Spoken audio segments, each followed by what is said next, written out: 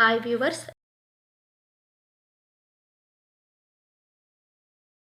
welcome to She Tally Tutorials in Telugu YouTube channel. I am Bharati. ఈ రోజు వీడియోలో నేను GSTR 1 రిటర్న్ అనేది న్యూ ప్రాసెస్లో ఎలా ఫైల్ చేసుకోవాలో ఎక్స్ప్లెయిన్ చేయబోతున్నాను ఫ్రెండ్స్. సో మనకి ఈరోజే నవంబర్ 26న గవర్నమెంట్ వాళ్ళు న్యూ అప్డేట్ అనేది రిలీజ్ చేశారు. GSTR 1 రిటర్న్ ఆన్లైన్లో ఫైల్ చేసుకునేటప్పుడు GSTR 1 రిటర్న్ ఇంటర్ఫేస్ అనేది చేంజ్ చేశారు. సో ఆ ఇంటర్ఫేస్లో మనం కొత్తగా ఎలా డీటెయిల్స్ యాడ్ చేసుకోవాలి, న్యూ పద్ధతిలో GSTR 1 రిటర్న్ అనేది ఎలా ఫైల్ చేసుకోవాలో ఎక్స్ప్లెయిన్ చేస్తున్నాను ఫ్రెండ్స్.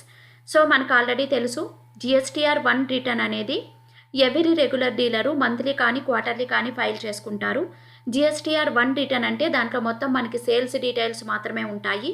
సో మనం టోటల్ ఎంత సేల్ చేసాము, విత్ ఇన్ ఏ స్టేట్లో ఎంత సేల్ చేసాము, ఇంటర్ స్టేట్లో ఎంత సేల్ చేసాము, నిల్ రేటెడ్ సప్లై ఎంత ఉంది, సేల్స్ ట్యాక్స్ ఎంత ఉంది, మొత్తం సేల్స్ డీటెయిల్స్ మాత్రమే ఉంటాయి. సో నేను ఆల్రెడీ ప్రీవియస్ వీడియోస్లో GSTR 1 రిటర్న్ ఆన్లైన్లో ఆఫ్లైన్లో ఎలా ఫైల్ చేసుకోవాలో ఎక్స్ప్లెయిన్ చేశాను. ఇప్పుడు న్యూ అప్డేట్ ప్రకారము GSTR 1 రిటర్న్లో ఇంటర్ఫేస్ అనేది చేంజ్ అయింది. దాని ప్రకారం మనం ఇన్వాయిసెస్ ఎలా యాడ్ చేసుకోవాలి, రికార్డ్స్ అనేది ఎలా ఫైల్ చేసుకోవాలో చూద్దాం ఫ్రెండ్స్. సో నా ఛానల్ ఇంకా ఎవరైనా సబ్స్క్రైబ్ చేయకపోతే నా ఛానల్ని సబ్స్క్రైబ్ చేసుకోండి, నా వీడియోస్ని లైక్ చేయండి, కామెంట్ చేయండి. సో మరిన్ని లేటెస్ట్ అప్డేట్ కోసం నా ఛానల్ని సబ్స్క్రైబ్ చేయండి ఫ్రెండ్స్. నా వీడియోస్ని లైక్ చేసి నాకు సపోర్ట్ చేయండి ఫ్రెండ్స్. సో ఇప్పుడు ఫస్ట్ మనం ఎలా ఓపెన్ చేస్తాము, GST రిటర్న్ ఆన్లైన్లో ఫైల్ చేయాలంటే ఇప్పుడు వెబ్సైట్ అడ్రస్ టైప్ చేస్తాము, www.gst.government.in అని. వెబ్సైట్ అడ్రస్ క్లిక్ చేసిన తర్వాత సో మనం లాగిన్ అవ్వాలి GST పోర్టల్కి. ఇక్కడ లాగిన్ ప్రెస్ చేసుకోండి. ఇక్కడ మన కంపెనీ యొక్క GST యూజర్ నేము పాస్వర్డ్ ఇచ్చి లాగిన్ బటన్ ప్రెస్ చేస్తాము. మనము లాగిన్ అయిన వెంటనే మన పోర్టల్ అనేది మనకి ఇలా డిస్ప్లే అవుతుంది.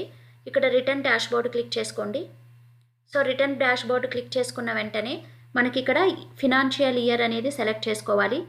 నెక్స్ట్ ఇక్కడ క్వార్టర్ అనేది తీసుకోవాలి, ఏ క్వార్టర్ రిటర్న్స్ ఫైల్ చేస్తున్నామని, October to December. A month return file చేస్తున్నాం మనం, నవంబర్ మంత్. సర్చ్ క్లిక్ చేసుకోండి. సర్చ్ క్లిక్ చేయగానే మనకి డీటెయిల్స్ అనేవి ఇలాగ డిస్ప్లే అవుతాయి.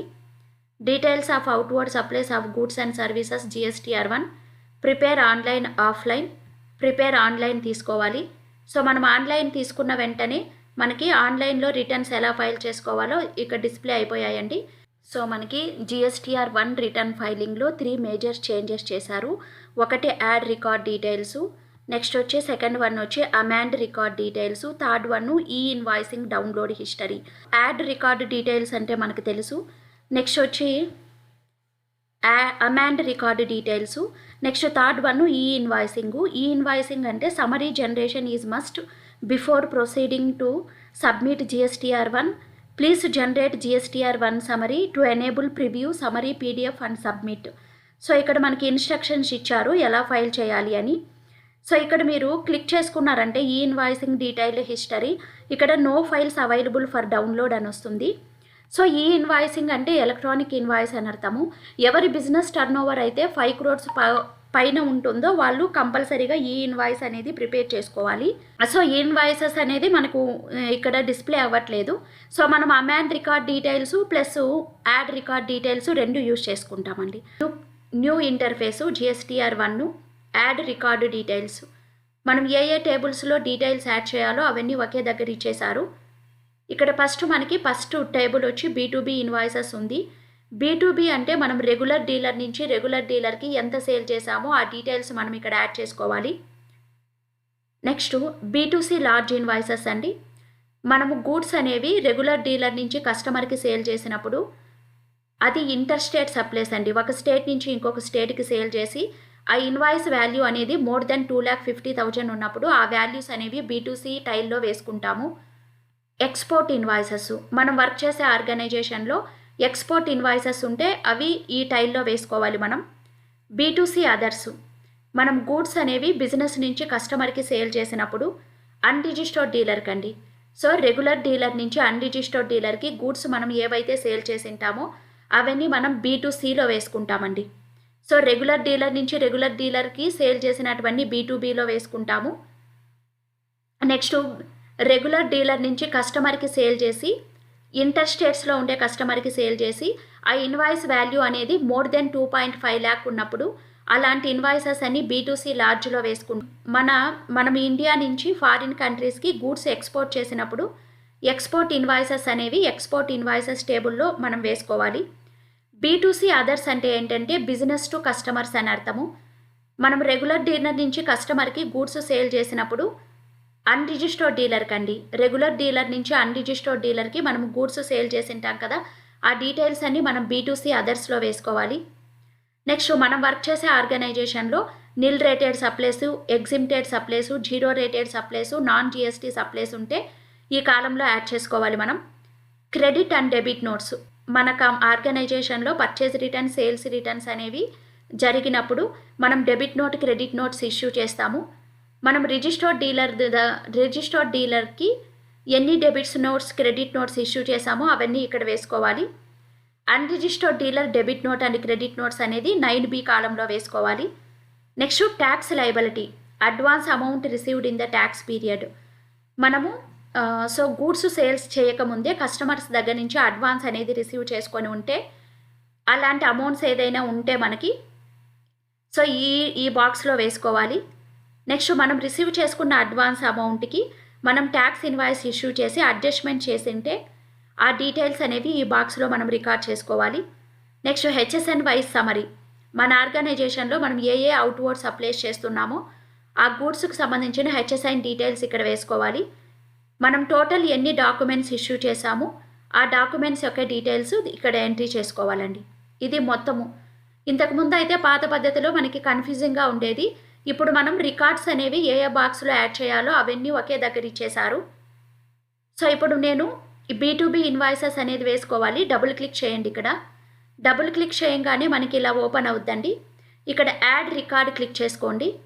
యాడ్ రికార్డ్ క్లిక్ చేసిన వెంటనే ఇక్కడ మనం ఎవరికైతే సేల్ చేసిండామో వాళ్ళ GSTN నెంబర్ అనేది వేసుకోవాలి.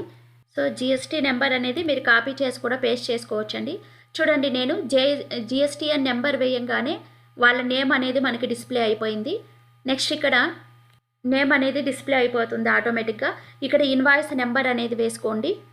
ఇక్కడ క్లిక్ చేసి మీరు ఏ డేట్కి ఇన్వాయిస్ చేశారో ఆ డేట్ అనేది తీసుకోవాలి. ఇక్కడ సెలెక్ట్ చేసుకోవాలి. మీరు ఏ డేట్కి ఇన్వాయిస్ చేశారో ఆ డేట్ అనేది సెలెక్ట్ చేసుకోవాలి.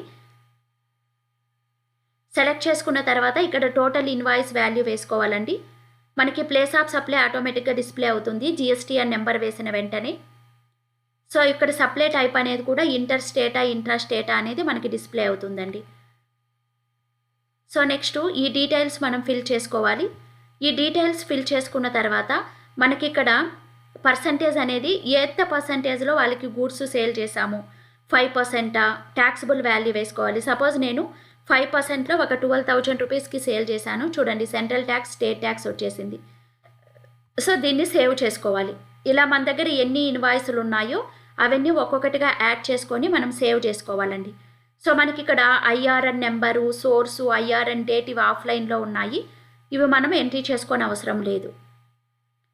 మనం వేయాల్సింది ఇక్కడ GSTN నెంబర్ వేసిన వెంటనే మనకి రిసిపియంట్ నేమ్ వచ్చేస్తుంది. నెక్స్ట్ ఇక్కడ supplier invoice number, total invoice value ఇవన్నీ మనం ఎంట్రీ చేసుకోవచ్చండి. ఇలా ఒక్కొక్క ఇన్వాయిస్ మనం యాడ్ చేసుకొని సేవ్ చేసుకోవాలండి. మనకి ఎన్ని ఇన్వాయిస్లు ఉన్నాయో అవన్నీ మనం యాడ్ చేసి సేవ్ చేసుకోవాల్సి ఉంటుంది. మళ్ళీ తిరిగి యాడ్ రికార్డ్ క్లిక్ చేసి ఇంకొక ఇన్వాయిస్ యాడ్ చేసుకోవాలి. ఇప్పుడు బ్యాక్ వెళ్ళిపోదాం. ఇలా మీకు ఎక్కడ ఇన్వాయిస్లు ఉన్నాయో అక్కడ ఒక్కొక్క టైలు క్లిక్ చేసుకొని వేసుకోవాలండి. B2C లార్జ్ ఇన్వాయిస్ ఇక్కడ కూడా అండి. B2C లార్జ్ ఇన్వాయిస్లో యాడ్ రికార్డ్ క్లిక్ చేయండి. యాడ్ రికార్డ్ క్లిక్ చేసిన తర్వాత ఇక్కడ సేమ్ అండి, ప్లేస్ ఆఫ్ సప్లై సెలెక్ట్ చేసుకోండి. ఏ స్టేట్కి సేల్ చేస్తున్నారు, ఇన్వాయిస్ నెంబర్ ఏంటి, invoice date, total invoice value వేసుకోవాలి. నెక్స్ట్ ఇక్కడ ఎంత పర్సంటేజ్లో వాళ్ళకి గూడ్స్ అనేవి సేల్ చేస్తున్నారు, ట్యాక్సిబుల్ వాల్యూ వేసుకోవాలి. ట్యాక్స్ అమౌంట్ ఆటోమేటిక్గా క్యాలిక్యులేట్ అవుతుంది. సేవ్ చేసుకోవాలి. నెక్స్ట్ ఇదే విధంగా అండి B2C చూసామంటే B2C లార్జ్, B2C అదర్స్ అండి. మనం బిజినెస్ టు కస్టమర్కి ఎంత సేల్ చేసామని యాడ్ రికార్డ్ క్లిక్ చేసుకోవాలి. ఇక్కడ టోటల్ మీరు ఏ స్టేట్లో సేల్ చేశారో ఆ స్టేట్ సెలెక్ట్ చేసుకోండి. టోటల్ ట్యాక్సిబుల్ వాల్యూ అండి. సపోజ్ 2 lakhs ఉంది నా దగ్గర. ఇక్కడ అమౌంట్ అనేది రేటు ఎంత పర్సంటేజు, 5%. చూడండి, ట్యాక్స్ రేట్ అనేది ఆటోమేటిక్గా వచ్చేస్తుంది. ఇలా మనం ఏ స్టేట్లో ఎంత సేల్ చేసామో ఒక్కొక్క స్టేట్ది ఒక్కొక్కసారి వేసుకోవచ్చండి. నేను ఆంధ్రప్రదేశ్లో సేల్ చేశాను. ఇప్పుడు ఆంధ్రప్రదేశ్ టోటల్ ఎంత సేల్ చేశానో వేసుకున్నాను, దానికి ట్యాక్స్ రేట్ ఇచ్చాను. ఈ విధంగా మీరు స్టేట్ సెలెక్ట్ చేసుకొని మీరు వేసుకోవచ్చు. ఇది బిజినెస్ టు కస్టమర్ కాబట్టి రెగ్యులర్ డీలర్ నుంచి అన్రిజిస్టర్డ్ డీలర్కి సేల్ చేసినట్టు ఇక్కడ ఎంట్రీ చేసుకుంటాం కాబట్టి కస్టమర్ యొక్క రిజిస్ట్రేషన్ నెంబర్స్ అవి అవసరం లేదు మనకి.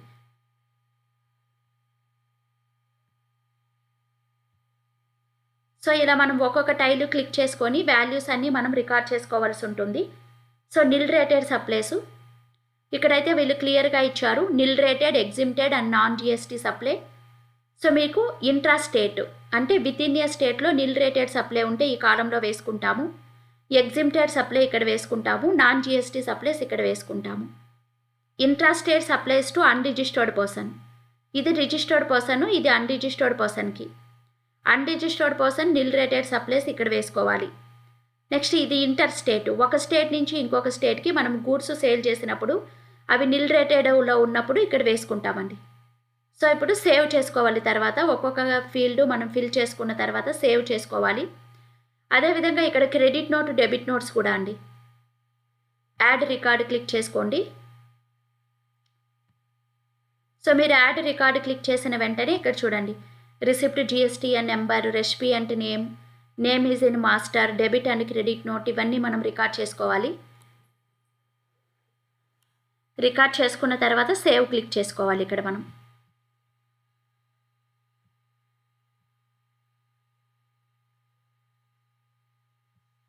సో మనము ఈ బాక్సెస్ అన్ని ఫిల్ చేసుకున్న తర్వాత సో ఇక్కడ మనము అమాండ్ డీటెయిల్స్ ఏమైనా ఉంటే అమాండ్ చేసుకుంటాం. అమాండ్ అంటే ఏంటంటే ఎడిట్ డీటెయిల్స్ అండి. నేను జిఎస్టీ రిటర్న్ ఫైల్ చేసినప్పుడు ఏదైనా మిస్టేక్ చేసి ఉంటాను, ఆ మిస్టేక్ చేసినప్పుడు ఆ మిస్టేక్స్ని మనం కరెక్ట్ చేసుకోవచ్చు. అది ఎప్పుడంటే నెక్స్ట్ మంత్ రిటర్న్స్ ఫైల్ చేసేటప్పుడు అండి. ఈ మంత్ రిటర్న్స్ ఫైల్ చేసేటప్పుడు నేను ఈ మంత్ రిటర్న్ ఫైల్ చేసినప్పుడు నేను ఏదైనా మిస్టేక్ చేస్తే మనం వన్స్ జిఎస్టీ రిటర్న్స్ ఫైల్ చేసేసామంటే దాన్ని రివైజ్ చేసుకోలేము. నెక్స్ట్ మంత్ రిటర్న్ ఫైల్ చేసుకునేటప్పుడు మనం దాన్ని ఎడిట్ చేసుకోవచ్చు. అలాంటప్పుడు మీరు B2B ఇన్వాయిసెస్లో ఏదైనా మిస్టేక్ చేసినప్పుడు ఇక్కడ క్లిక్ చేసి ఎడిట్ చేసుకోవచ్చు అండి. ఇన్వాయిస్ నెంబర్ ఇచ్చి ఇక్కడ అమాండ్ రికార్డ్ అని ఇచ్చామంటే అమాండ్ అవుతుంది.